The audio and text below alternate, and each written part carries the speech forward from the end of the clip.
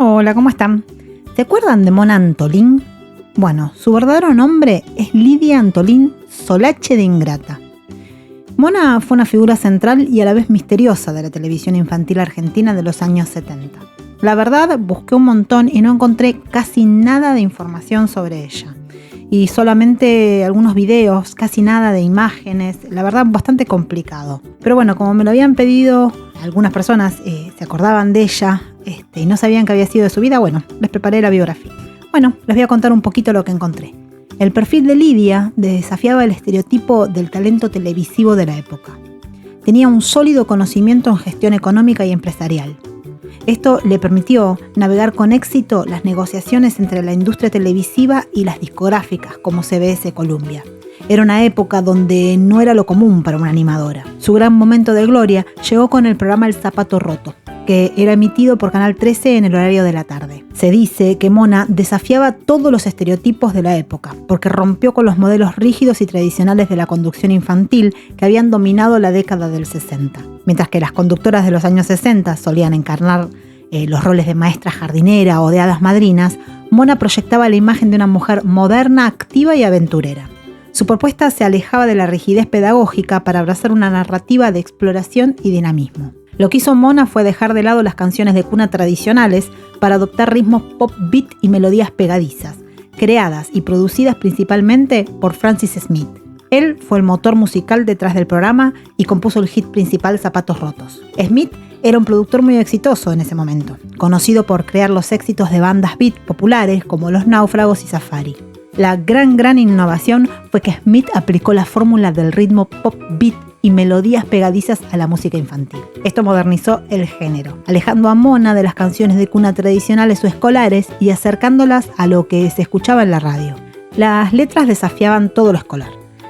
Hablaban de viajes, de autonomía y el paso del pueblo a la ciudad.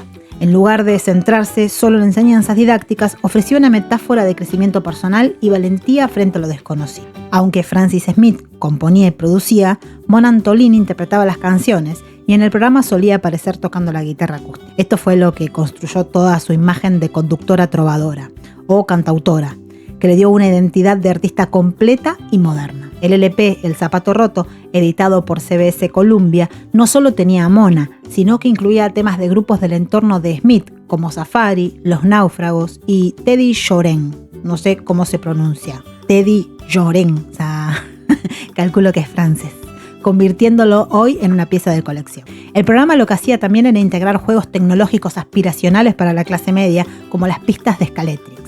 Y permitía también que los niños dibujaran espontáneamente en el suelo del estudio. Bajo su conducción se estrenaron en el país dibujos animados clásicos como Escuadrón al Ataque, con Pierno Boyuna y El Palomo Mensajero. El ciclo también contaba con figuras consagradas como Carlitos Balá, Antonio Carrizo, Joe Rigoli y el fenómeno internacional del Topollillo, lo que demostraba el alto presupuesto de producción del programa.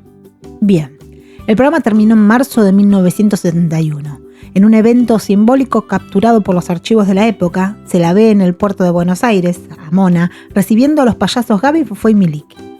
Este evento fue cubierto de manera extensa por Canal 13, la emisora donde Mona brillaba con El Zapato Roto y donde los payasos comenzarían su etapa de mayor éxito en Argentina. Aunque Mona los recibió con hospitalidad, este cruce marcó un cambio de paradigma. Irónicamente, el arrollador éxito de los payasos españoles en Canal 13 desplazó el formato pop y urbano de Antolín por uno de estética circense y tradicional.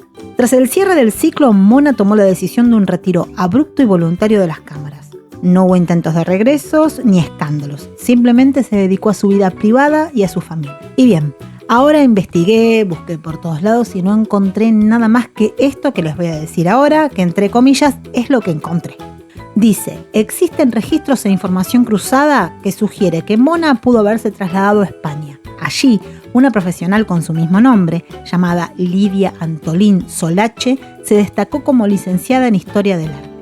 Ejerció como gestora cultural, una labor vinculada a la administración y promoción de proyectos artísticos y culturales.